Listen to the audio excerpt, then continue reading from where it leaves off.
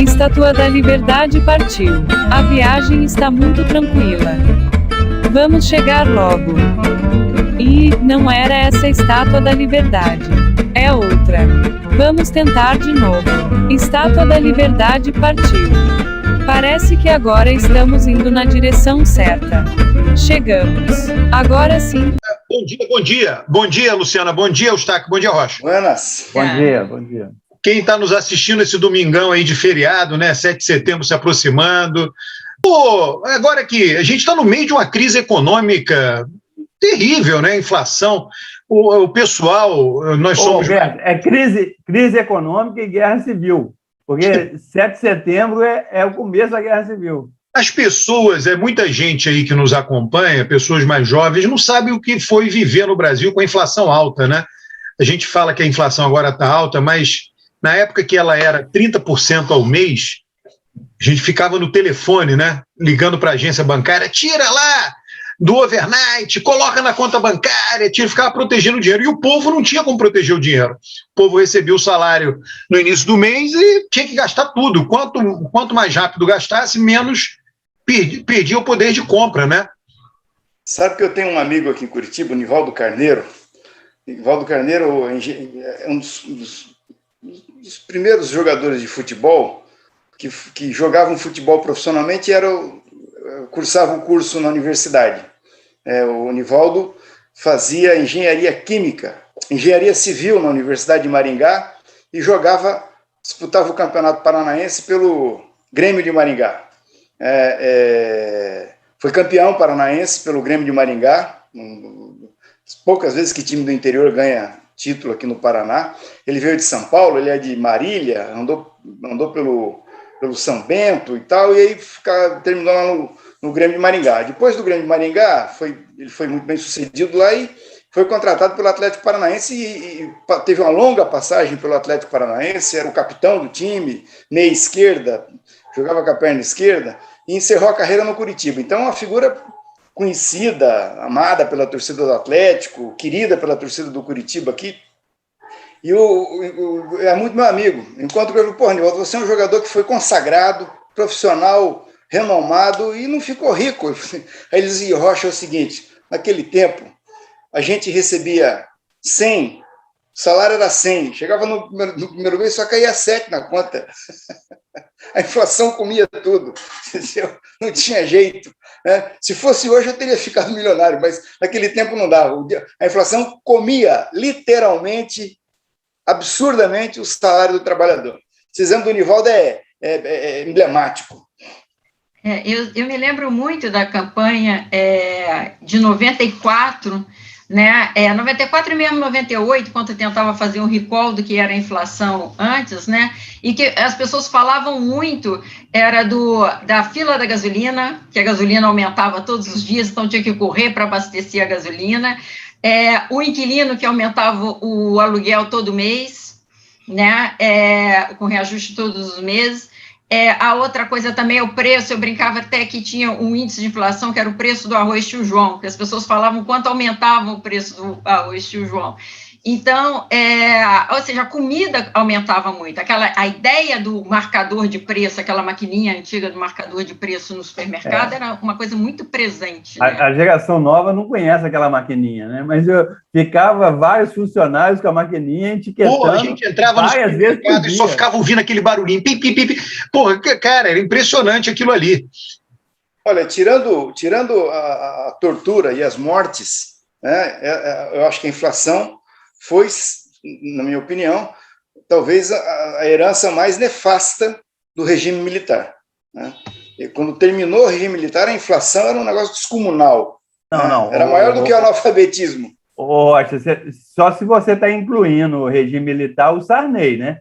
Porque quem perdeu o controle mesmo da inflação foi o Sarney. Quando terminou o regime, em 95, a inflação era 100% ao ano. Né? Aí, 100%. É muita coisa. Mas a questão é a seguinte, aí veio o Sarney e fez o plano cruzado. O Sarney, que tinha uma popularidade muito baixa, que ninguém confiava, tal, passou para 90% de popularidade. As pessoas, eu tinha até outro dia um broche, assim, sou fiscal do Sarney. né? Que é a história aí de Curitiba. O cara fechou o supermercado em Curitiba e ficou mais famoso do que o Sérgio Moro. Está aqui é o seguinte, o curitibano não tem vergonha na cara. Porque se tivesse vergonha na cara, não saía mais na rua da cidade e da política brasileira. Porque é o seguinte, o curitibano, ele deu mais voto para o Plínio Salgado, né? Ele apoiou, foi contra a Revolução de 30 para servir São Paulo, e o governador saiu correndo quando o Getúlio chegou aqui com os cavalos dele na Santos Andrade. Depois, o Jânio Quadros foi o mais votado aqui em Curitiba, com aquela vassourinha vagabunda dele. Depois, o Afif Domingos, no primeiro turno, teve uma votação maravilhosa aqui em Curitiba. O Collor deitou e rolou aqui no segundo turno, né? E a Lava Jato e o Moro, né? Então é o seguinte, Curitiba tinha que parar, se recolher e não voltar mais. Ainda bem que é o Curitiba. Ô, Rocha, você torce para qual time? Eu sou santista. Não, aí na porra de Curitiba. Não, aqui é o seguinte, toda vez que joga um time do Paraná, qualquer que seja ele, do interior ou da capital, contra um time de fora do Paraná, eu torço para o time do Paraná, seja o Londrina, Cascavel, Curitiba, Paraná, Atlético Paranaense, Maringá. Agora, quando ele joga contra o Santos, eu sou santista. Tá bom. Agora eu vou explicar por quê. Por que eu sou santista. Porque eu nasci em Curitiba, eu sou curitibano. Nascido aqui. Mas eu fui criado no norte do Paraná, em Paranavaí, numa região que só tem pernambucano, paraibano, cearense, mineiro. Enfim, é uma região tomada aí japonês, né? Porque em Umuarama lá tem muito japonês e Paranavaí também. E de modo que as pessoas lá torciam para o time de São Paulo, né? E como aqui no oeste do Paraná, o oeste do Paraná inteiro ou torce para o Grêmio ou torce para o Internacional. Também, também a força que o Pelé tinha, né? O Pelé levou muita gente para o Santos. Mas Roberto, só para falar, só para completar o que eu estava falando, é o seguinte, aí o Sarney, com o plano cruzado, derrubou a inflação. Todo mundo sabe, né, que em 86 ele manipulou a inflação baixa para ganhar a eleição, ganhou a eleição em todos os estados do Brasil, menos Sergipe, né? E aí, quando passou a eleição, a inflação voltou de novo. E aí, ela chegou a 84% ao mês. Você sabe, como é juro composto, sabe quanto que dá em um ano uma inflação de 84% ao mês? 150 mil%. Então, Rocha, o seguinte, os militares deixaram uma inflação de 100 e o Sarney deixou uma de 150 mil. E por causa disso ele elegeu o Collor, porque o Collor ganhou a eleição prometendo, falando que só tinha uma bala de prata, né? Só tinha uma bala na agulha. E aí o Collor confiscou o dinheiro de todo mundo, derrubou a inflação e a inflação voltou mais alta e ele caiu, até o plano cruzado que estabilizou. Você fica passando pano na ditadura aí, mas... Não estou passando, não. Eu estou falando que o Sarney... 25 anos no poder. O Sarney é a continuidade da ditadura, é isso que eu estou falando. Certeza. Agora, olha só, Rocha, um dos motivos dessa inflação alta, né? Eu não sou especialista, né? Outro dia eu gostei quando o Eustáquio disse que advogado gosta de resolver todos os problemas econômicos aprovando uma lei. Aquilo ali faz sentido, viu? Porque uma das causas dessa inflação alta foi o gasto público, a gente sabe disso, né? O gasto público como gerador. E você é um representante, né, daquele velho comunismo gastador, né? Que tem saudades da... Você fica fazendo provocação, mas eu quero dizer o seguinte, quem inventou a planificação econômica foi a União Soviética, né? Quem inventou a responsabilidade fiscal, depois se perderam, andaram fazendo bobagem, mas eles que inventaram esse modelo de planejamento econômico, de olhar para frente, que hoje a China pratica com muita eficiência, né? E a prova de que o que você está falando é falso é a China, que está aí, né, bombando no mundo. Então, essa história de dizer que... Aliás, eu quero dizer para você o seguinte, o Lula, se for eleito presidente da República, vai pegar um cenário internacional interessante.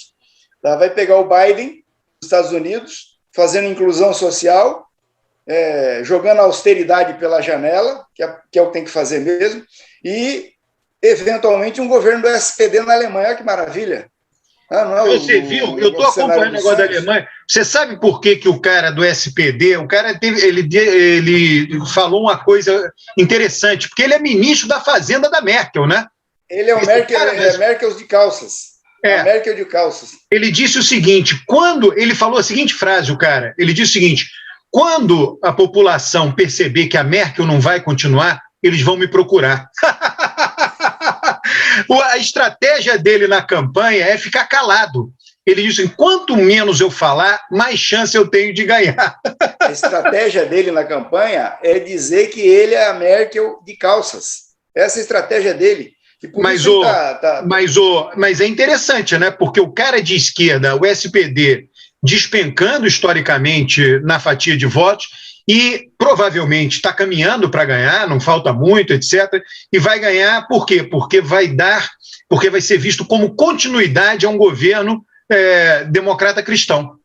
Você veja o seguinte, dos países que se expõem, que estão mais na vitrine, para deixar a Luciana falar um pouco também, na cena mundial, talvez a Alemanha seja o país com mais multiplicidade de partidos políticos e com mais capacidade de produzir consenso.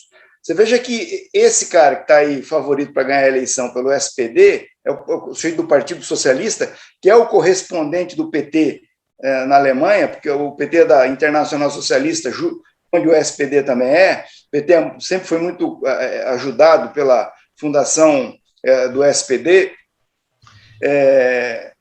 Esse cara, ele era ministro das Finanças da Merkel, e é do SPD, entendeu? Então você veja que o SPD participava do governo da Merkel. Ô Rocha, a Alemanha é o seguinte, lembrando para todo mundo que nos assiste, o seguinte: o SPD, desses grandes partidos de esquerda, pequeno deve ter bem antigo, né? Mas é o mais antigo partido de esquerda. O SPD foi fundado quando Bismarck era primeiro-ministro.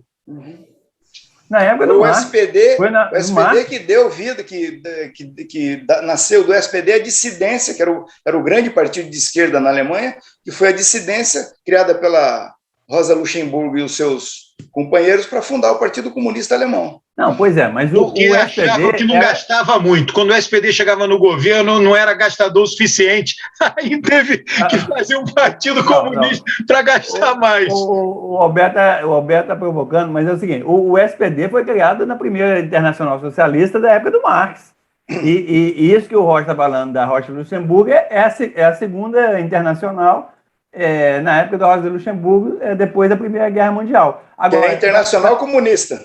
Agora, para defender o Rocha contra o Alberto, a questão é a seguinte: olha, tem partido comunista que promove crescimento e inclusão social com responsabilidade fiscal. É o que está falando da China. A China não tem inflação, não. Tamo junto, Eustáquio. Tamo junto.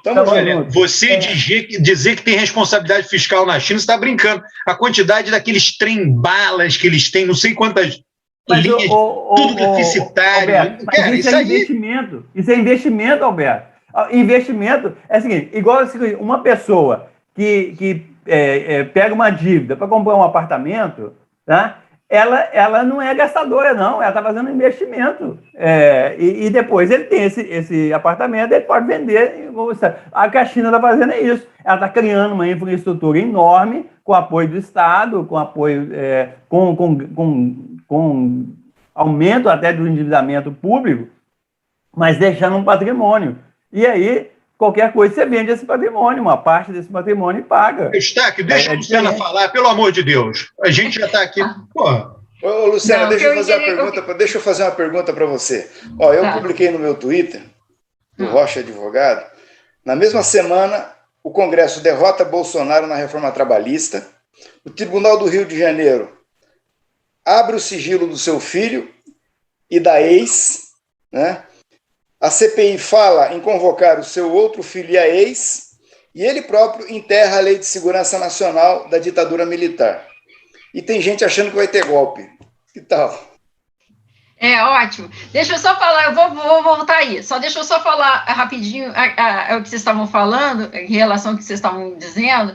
O que mais a gente pode querer nesse momento do mundo, do que alguém que tenha uma sensibilidade social e, ao mesmo tempo, atenção com o controle fiscal. Ou seja, é esse meio termo, ou seja, alguém que vem e que vai se aproximar de uma esquerda, mas que vai se aproximando de uma direita, né, e que fica ali na conversa e no meio termo, é o que mais se pode esperar nesse momento. E alguém mais, só para concluir, alguém que fique quieto, esse é quase meu sonho, que fique quieto esperando, de boca aberta, quem está com dissabor, quem está no governo cair ali. Luciana, mas só para ser justo, é o seguinte, o primeiro governo do Lula foi exatamente isso. O Lula teve superávit primário, teve redução da dívida pública, teve controle da inflação, né? E teve inclusão social. Então, assim, o único problema que você poderia, que eu acho que é sério, é a questão do câmbio, né? Que o câmbio ficou muito sobrevalorizado, e isso aí acaba contribuindo para a desindustrialização. Mas, no resto, quem é gastador é o Bolsonaro. Os maiores déficits públicos da história do Brasil estão no Bolsonaro, que é o quê? É exatamente o oposto. Um déficit público muito alto, uma dívida pública muito alta, um baixo crescimento social e uma destruição da economia brasileira. Agora, Luciano, as últimas pesquisas trouxeram um elemento aí, eu queria que você comentasse isso. Saiu outra hoje, né, mas no meio da semana saíram acho que 2 pesquisas, e ambas, acho que é o Data Poder e aquela Census, eu esqueço o nome agora, mas ambas dizendo o seguinte, que a preocupação com a pandemia não é que perdeu força, né? Ela diminuiu. A economia subiu. E a preocupação com a economia já está quase que próximo, ultrapassando a preocupação com a pandemia. Então, a cena para o Bolsonaro é um problema, né?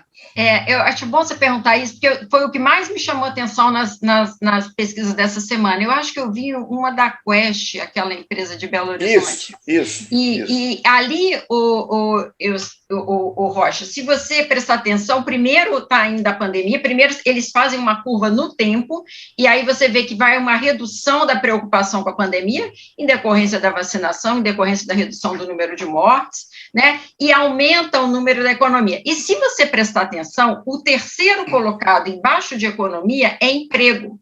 Se você somar... E a economia também. 14, mais ou menos, está dando 14, mais ou menos, com 27, dá 41. Ou seja, se você juntar economia com emprego, 41 supera a preocupação com a pandemia. E aí isso me fez, quando eu vi isso me recordou um trabalho de um autor que trabalha bastante com o voto econômico na América Latina, e ele, estudando o Peru, né, aí ele diz o seguinte, olha, quando estava estudando aquela questão das guerrilhas e tudo mais, e que Fujimori conseguiu superar a situação das guerrilhas, e aí ele foi muito bem avaliado com aquilo, mas ele não conseguiu segurar depois a questão da economia. E aí o que eles dizem é sempre o seguinte, depois de qualquer crise momentânea, volta a importância da economia. É isso, segurar a economia, não dá para descuidar nunca, porque depois de passado um problema grande, você volta para a questão da economia. Quem diz isso, Luciana? Eu vou pegar o nome dele aqui, o Alberto. Ele é um nome muito conhecido que trabalha com voto econômico na América Latina, e ele fala isso num estudo que ele fez sobre o desempenho do Fujimori, que ele cresce muito com o combate à guerrilha e depois ele não consegue segurar a economia. Deixa eu complementar, fazer um complemento na minha pergunta. Esse problema a Lava Jato também teria, se a coisa continuasse, porque eles iam deixar todo mundo limpinho, todo mundo ético, e o país numa desgraça econômica, iam sofrer do mesmo problema. Ia ter o combate da corrupção e depois, se a economia não andasse, voltaria. Agora, o Bolsonaro sempre esteve muito atento a essa questão, lá no início, da responsabilização da economia. Todo esse discurso dele é como se ele tivesse agora previsto que poderia chegar a esse momento mas acontece que no meio do caminho ele começou também, no desespero da eleição, né, e diante das demandas, a gastar muito mais do que podia e agravou. Deixa eu fazer uma consideração aqui, que vale para o Eustáquio e para o Alberto também. É o seguinte, quando o Bolsonaro foi eleito, nós tínhamos acabado de sair do processo eleitoral no México e na Argentina, né? E nos dois lugares você teve a eleição de presidentes à esquerda. Tá? No caso da Argentina é bem emblemático, porque nós tínhamos lá na presidência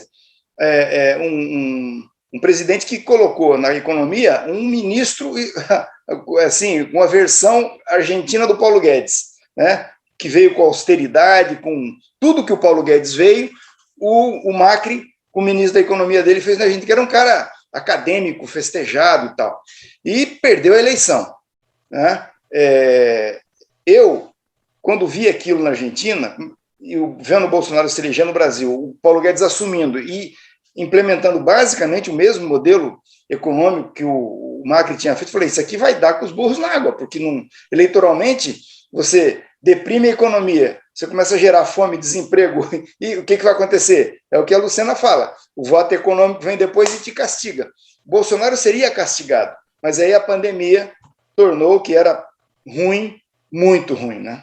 Esse é o problema. O Rocha, só para ficar claro, é o seguinte, o governo Bolsonaro e o governo Paulo Guedes não é austero. São os maiores déficits da história do Brasil aconteceram nesse governo.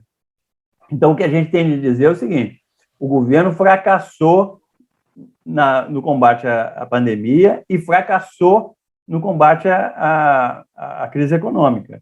Tá? E fracassou em todos os aspectos. Inclusive o seguinte, pessoal, o IBGE acabou de soltar os dados que o segundo trimestre houve recessão, né? É engraçado o seguinte, foi menos 0,1. Aí o Guedes falou, não, foi menos 0,05, mas aí você arredondou para 0,01. Mas se fosse 0,04, seria zero. Então, o cara está discutindo o 0,1. Né? Esse que é o nível que nós chegamos. Eu acho o seguinte, o problema do debate econômico, o Alberto reclama do dedão dos advogados na economia, mas é o seguinte, qual é o problema do debate econômico? Certo? O teu diagnóstico está perfeito, tá? Mas o que aconteceu no Brasil, afinal de contas, que o déficit público aumentou e o povo passou fome, foi para o desemprego, né? E quem que ganhou nessa brincadeira? Certo? Essa é a leitura que tem que ser feita. Mas essa que é a desgraça que nós estamos. Mas gastamos muito aumentando a dívida para nada. O Brasil está julgando, vai julgar os 4 anos do governo Bolsonaro. É o que o pessoal está falando. O Bolsonaro está destruindo os pilares da democracia, do Estado, da ciência e tecnologia, das finanças públicas. Está destruindo tudo. Tudo. Então, assim, não é que... Eu não concordo com essa comparação que você faz com o Macri, não. É muito pior do que o Macri, porque é uma coisa descoordenada. Sem dúvida nenhuma. Eu comparo para dizer que, do ponto de vista eleitoral, ia acontecer o que a Luciana falou ali. O voto econômico vinha... Rocha, eu discordo fortemente do seu ponto de vista gastador. Eu vou dizer o seguinte, né?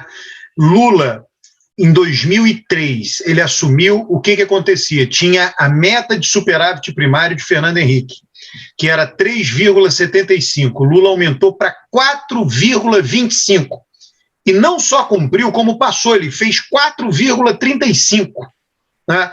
E no ano em que Lula foi eleito, a inflação era 12%, 12 uns quebrados. Né? No primeiro ano de governo, 9 uns quebrados. Ele entregou em 2006 a inflação na casa dos 3 e alguma coisa. Né? Porque as duas coisas vêm juntas e houve uma explosão de consumo. Então, o que eu penso, né? Dada essa experiência exitosa, uma experiência muito exitosa, né, você sabe o caminho, é só aprender com a experiência.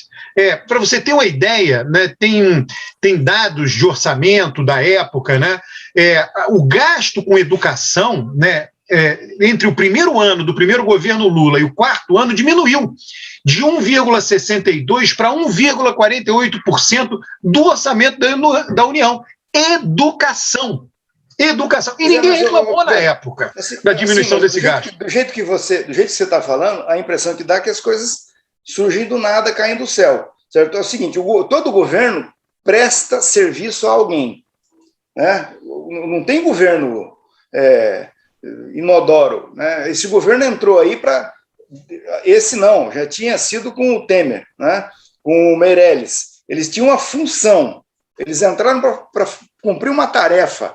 Né? Tanto que até hoje, até agora que começa a sair manifesto da Febraban, a FIEP se coçando, parte do agronegócio reclamando, do Guedes, que até agora, até esse momento, era a lua de mel com a política do Meirelles e que o Guedes deu sequência, entendeu? Então, não dá para dizer que não tem um culpado nessa história, certo? Que está todo mundo perdendo. Não está todo mundo perdendo, tem gente aí que está ganhando com essa brincadeira. E o jogo foi feito para essas pessoas ganharem, esses setores ganharem, entendeu? Então, o discurso econômico tem que deixar isso claro. Não, vamos esclarecer umas coisas. O seguinte, o Temer fez a lei do teto de gasto para funcionar no governo seguinte. Porque não foi para o governo dele, foi para o governo seguinte. Aí veio o governo seguinte e tem um precatório de 80 bilhões de reais, ele quer jogar para o governo seguinte. Então é o seguinte, ninguém fizeram essas coisas que acontecem no Brasil, fizeram uma lei de teto de gasto, só que ninguém cumpre. Todo mundo quer empurrar para frente. Então é uma coisa terrível. Não, é o seguinte, o Alberto acabou de citar o exemplo do Lula, que o Fernando Henrique fez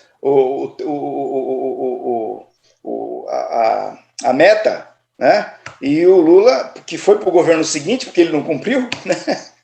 E o Lula cumpriu.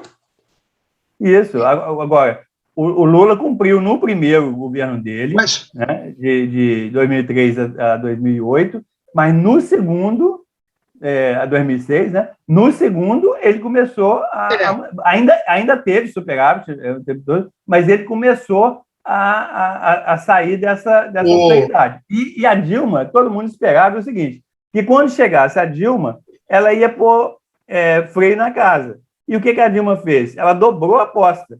E dobrou a aposta quando o mundo mudou, quando o superciclo das commodities virou e tal. Então, assim, a Dilma errou na mão, ela devia ter consertado em 2011 e preparado a economia brasileira, ela deixou para fazer isso em 2014, e a economia é assim, Rocha.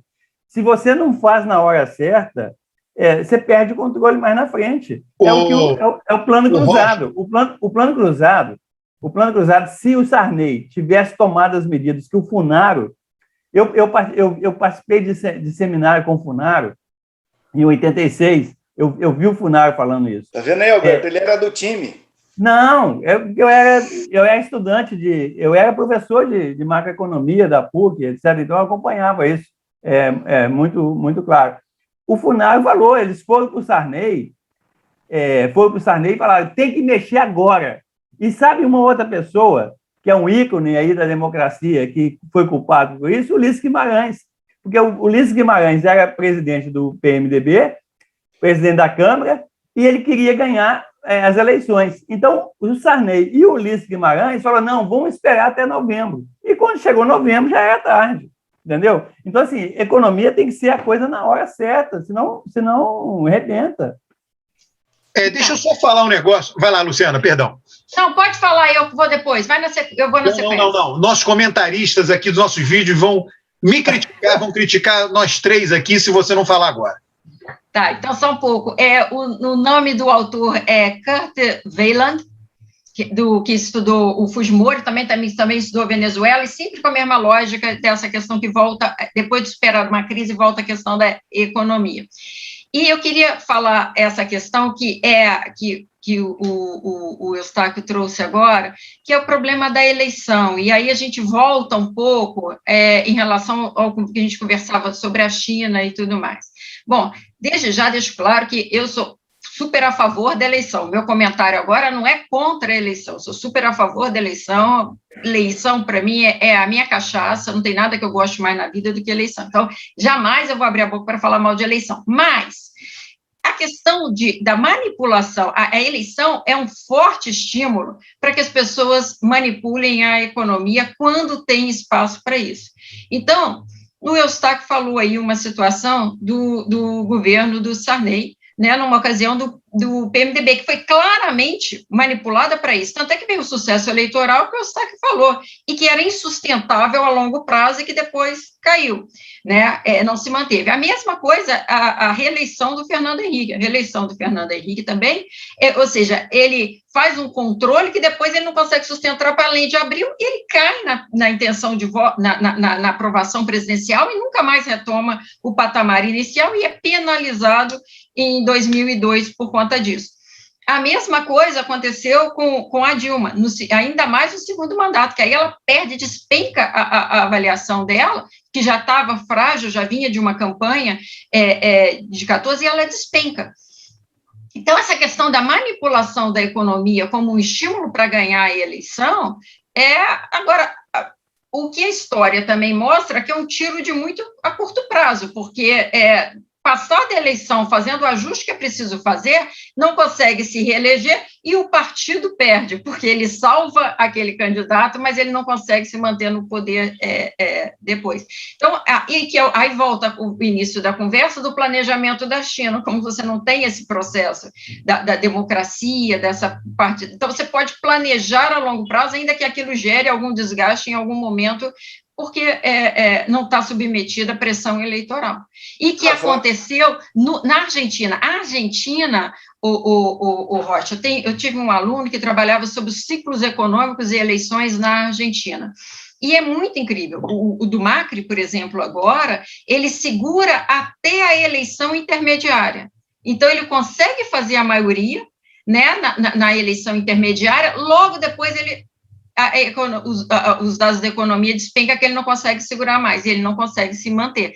Então, assim, é sempre um estímulo, o estímulo eleitoral é sempre um problema dentro dessa perspectiva. Está acontecendo isso com o Fernandes hoje, né? O Fernandes na Argentina está acontecendo isso aí que você falou. Ele segurou até o meio do mandato e vai perder o segundo. Ela fica falando que não tem democracia na China. Se você falar com o embaixador chinês, ele vai te mostrar e provar por A mais B que tem democracia lá. O Rocha, veja só, a China é um sucesso, isso é inegável, mas pensa o seguinte, o Brasil na ditadura militar era um sucesso. Existe uma parte, né, de países pobres, com renda per capita baixa... Não fala que na ditadura o Brasil era um sucesso, porque econômico. Foi um período muito curto. O sucesso econômico. O que acontece? Você pega uma população que é rural, né, o caso da China, que está lá por uma multidão plantando arroz, né, e pega esse pessoal, leva para a cidade, arranca o couro deles. Você cresce pra caramba, não tem jeito. O Brasil fez isso também. Todos os países que fizeram isso explodiram de tanto crescer. Né? A questão que vem depois, olha, o que a China vem fazendo? O governo chinês, Partido Comunista Chinês, proibiu a abertura de capital da Alibaba, sufocou as big techs lá, tudo decisão de burocratas e políticos.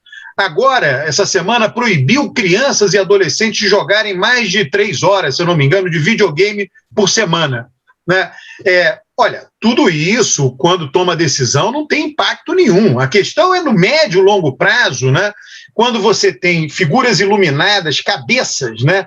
3 ou 4 pessoas que dizem isso é o certo para a sociedade e tomam essa decisão. Aquilo ali dá com os burros na água lá na frente. A gente já sabe de inúmeros casos que isso aconteceu. Eu vou convidar o embaixador japonês para vir aqui no nosso bate-papo, para você falar isso aí para ele. Você está falando aí que 3 ou 4 burocratas. Sabe quantas pessoas participam do Congresso do Partido Comunista Chinês, onde essas decisões são tomadas?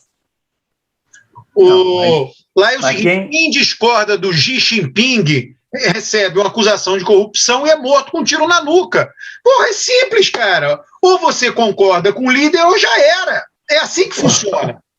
O Alberto, não, assim, só antes de falar da China, eu queria pegar esse negócio da ditadura para complementar o raciocínio da Luciana, mas que esse ciclo eleitoral, porque na ditadura também tinha eleição, não tinha para presidente, mas tinha para negócio. O que o governo Geisel fez?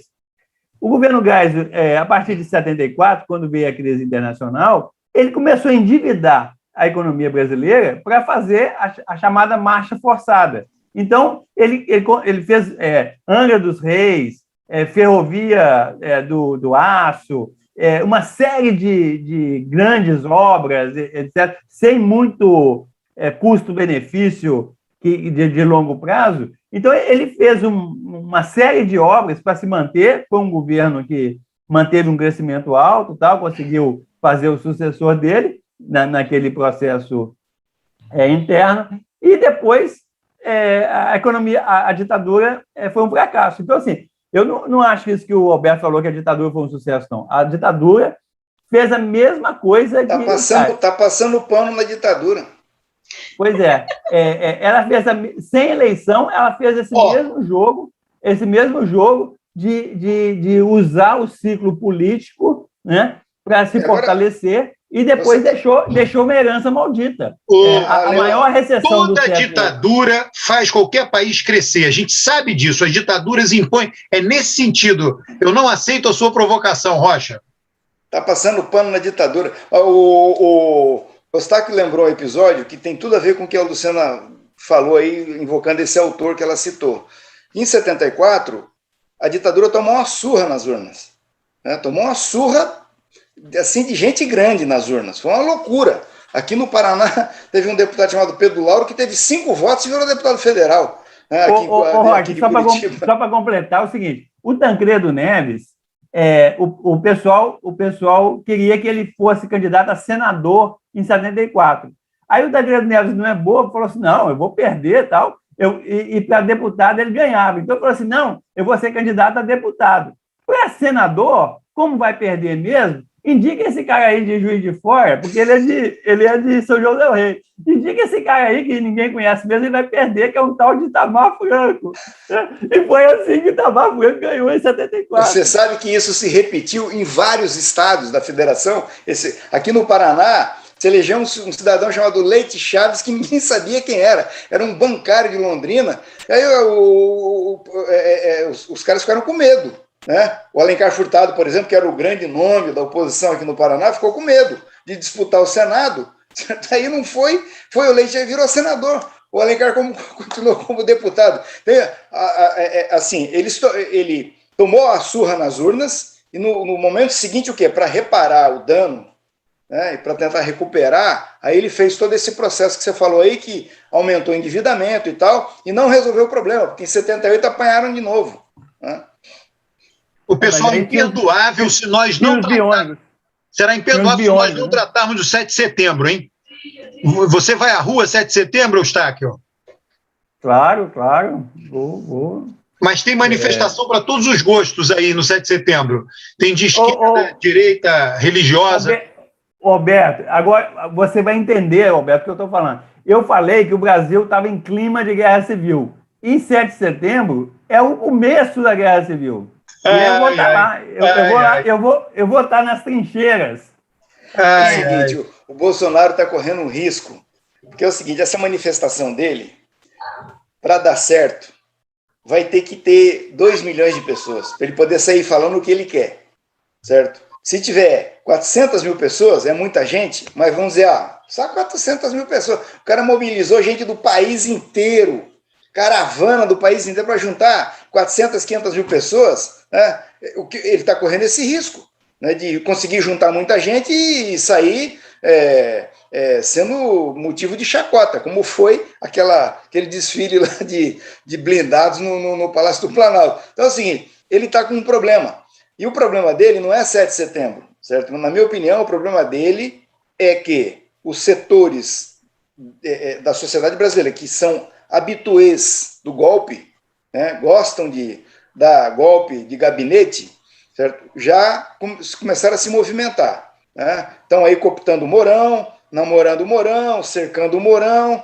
a Febraban já se manifestou, parte do agronegócio já se manifestou, né? A FIEP andou ensaiando, daqui a pouco se manifesta, certo? E o Bolsonaro vai ficar refém do Centrão, que é um bicho que amanhece num lugar e anoitece num lugar e amanhece no outro.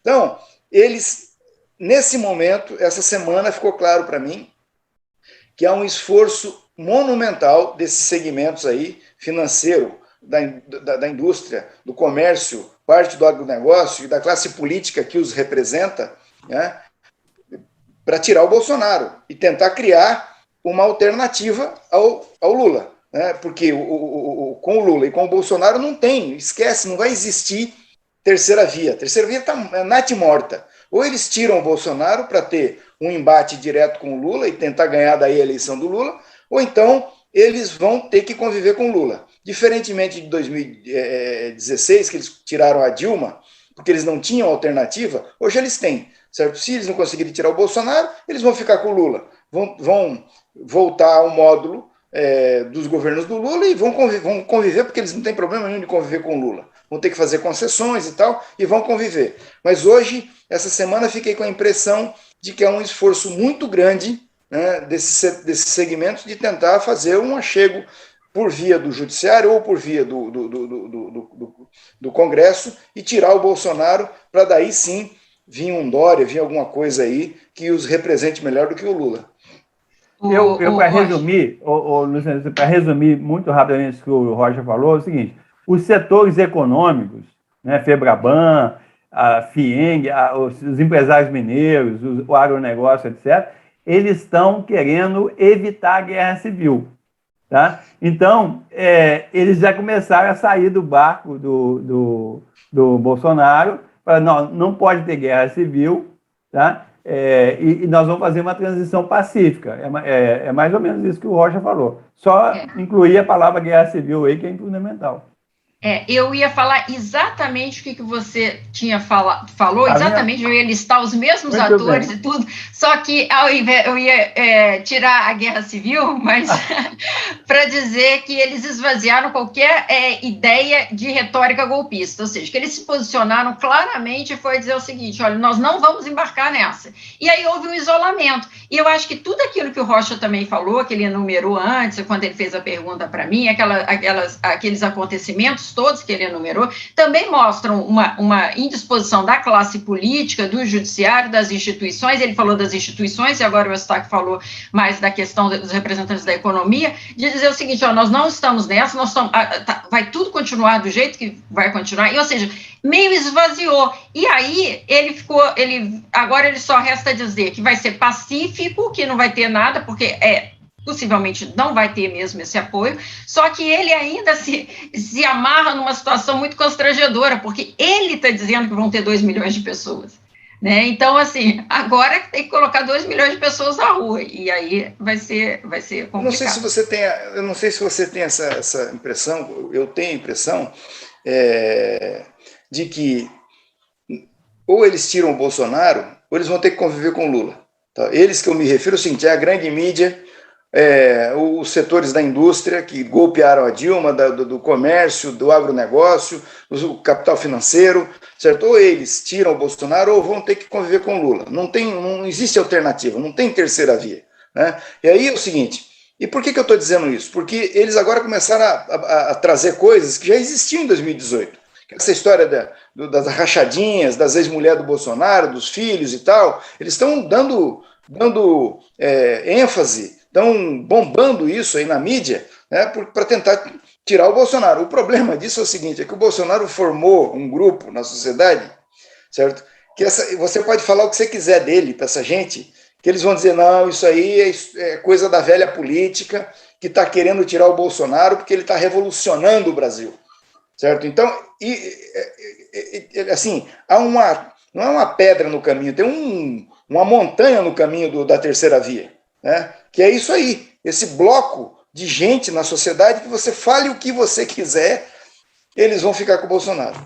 Tá? E ou remove ele, ou então vão ter que acertar com o Lula. Não tem outro jeito. Não, é o seguinte, para essa elite econômica do Brasil, o plano A é a terceira via. Porque eles já desembarcaram do Bolsonaro. E o plano B é o Lula. Né? Então, assim, o que está ficando claro é que, assim, quando eu falo guerra civil, acho que a Luciana falou a palavra correta, é a tentativa de golpe. Né? Tentativa de golpe é uma guerra civil, quando o cara rompe com a Constituição. Não é. Eustáquio, porra, você está sacaneando a guerra civil espanhola. Aí é um absurdo, porra, entendeu? Não, é o seguinte, o Vietnã, assim, o Afeganistão... Vietnã não é possível. Não, Eu esqueci, foi ato falho. O Afeganistão. O Afeganistão é guerra civil, pô. É guerra civil. Derrubou o governo, tomou o poder e tal. O Bolsonaro quer fazer a mesma coisa aqui. Ele quer dar um golpe. E obviamente, vai ter resistência. Tá? Esse caminho do Bolsonaro, ele está cada vez... Essa turma que está com o Bolsonaro, ela é cada vez menor. E cada vez mais isolada. Cada vez mais sem discurso. Cada vez mais sem fundamentação para as suas propostas. Então, é o seguinte, o que o Brasil está acontecendo é o seguinte, as elites econômicas vão dizer, vão tentar a terceira via, se não der a terceira via, vai de Lula mesmo. Todo mundo vai se enamorar na elite, né? Por Rodrigo Pacheco. Porque o Dória já está aí, ninguém dá bola para ele, o Ciro é um despirocado, maluco completamente. Aí vai vir Rodrigo Pacheco com aquelas falas dele, aquele monte de platitudes. Aí vão dizer, olha, que estadista. Vai ter o momento dele, vai chegar já. Como é que é o nome aquele vice-presidente do Figueiredo? Era de Minas Gerais? Aureliano Chaves. Esse Pacheco é o Aureliano Chaves magrinho. O Aureliano Chaves, ele encontrava com as pessoas, ele não memorizava o nome de ninguém, isso é famoso. E ele chamava todo mundo de meu caro, como vai? Meu caro, como vai? Isso é fatal para um político, porque as pessoas começam a perceber que ele não memorizou seu nome. É algo inaceitável. Aqui, eu estudei numa escola pública lá que eu formei no primário, né? O paraninfo das turmas que formaram, são várias turmas, foi o Aureliano Chaves. Tá aí, tá vendo a origem de tudo, é isso aí, Alberto. O cara que tem como paraninfo o Aureliano Chaves. O cara é infiltrado. Não, mas não foi, nosso programa eu nem sabia quem que era. Pessoal, eu acho que é isso, né? Por essa semana aí, eu acho que é isso, né? Eu acho que é. Nós vamos... É o seguinte, no 7 de setembro, é um péssimo dia para fazer manifestação. Sabe? Eu não sei nem por que resolveram fazer isso em 7 de setembro. Eu até era de opinião que a oposição fizesse essa manifestação dela na semana seguinte. Né? Porque 7 de setembro está todo mundo indo para a praia.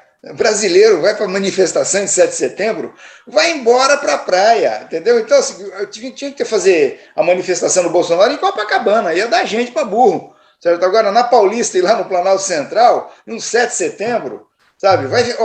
O Bolsonaro está correndo um risco que é imenso. Não, e o pessoal está preocupado, o pessoal que vai para a praia é preocupado de ter problema na estrada, então ainda vai atrapalhar o feriado prolongado. Ô, Alberto, põe aquela musiquinha aí, Marcha Soldado. Você sabe que eu toquei da outra vez a música YouTube, o YouTube veta, porque direitos autorais. Você lembra aquela música Sérgio Reis? Eu botei, e aí vetou, aí eu tive que tirar. Então eu não posso me arriscar muito, não. A gente vai ter que cantar aqui, mas eu não sei, eu não sou afinado, viu? Quem canta aqui é o Eustáquio, ele começou a cantar aí, ó. Eu não, eu sou péssimo. Mas é isso, ó, vamos para a rua. Vamos para a rua, para a trincheira. Vamos fazer a guerra civil para pelo menos o Eustáquio acertar uma. A gente tem que fazer uma guerra civil para ele acertar. Pelo menos de um dia. Tá bom, um abraço para vocês. Tchau, gente. Tchau.